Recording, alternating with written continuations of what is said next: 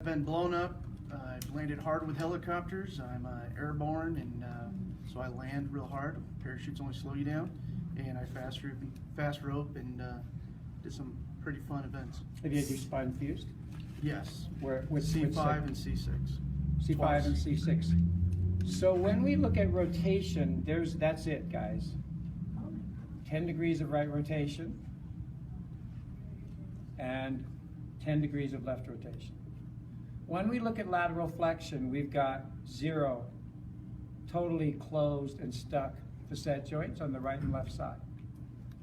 Totally closed and stuck in facet joints on the right side. Where does most of the rotation occur? C1, C2. He wasn't fused at C1, C2, so we can do a lot of good work here.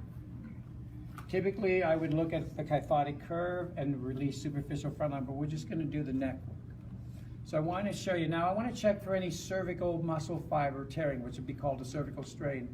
When you flex your chin towards your sternum, go ahead and bring your head forward. Any pain in the front when I resist that? No. What about when you extend your head back towards me? Any pain in the back?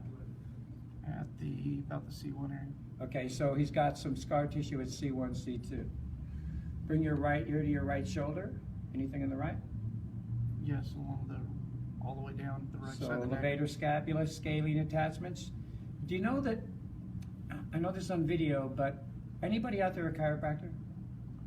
What are your chiropractors doing for cervical sprains and strains? I hope you're not saying adjustments. Because cervical straining is what he's got.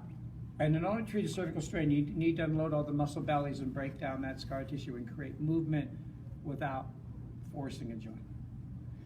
To open and close facet joints, we need to get all the load off those upper trapezius. To get C1 and C2 to rotate, we need to get the forward neck posture back.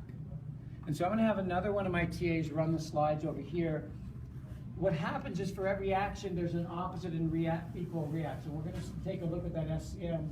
And as that SCM shortens, what's going to happen is the reaction is going to be at the occiput. So back here at the occiput, what we're seeing is C1, C2 is coming back like that, and he's fixated right there. You can't just rub the suboccipitals and get C1, C2 to rotate. If he's had repeated high velocity thrusting, there is a chance that we've made the scar tissue worse. So what I want to show you is you're going to get up on our table here for a second. I'm just going to clean this off, and we're going to come, if you don't mind taking your shirt off and going supine on my table, if you don't mind. SI joint right there, just lying on your back. Oh, let me switch that. Can I get one of my TAs to get a position with the armrest and everything on the cushions? Let me download these so we can go to the slides of the neck. Same thing. Right rotation.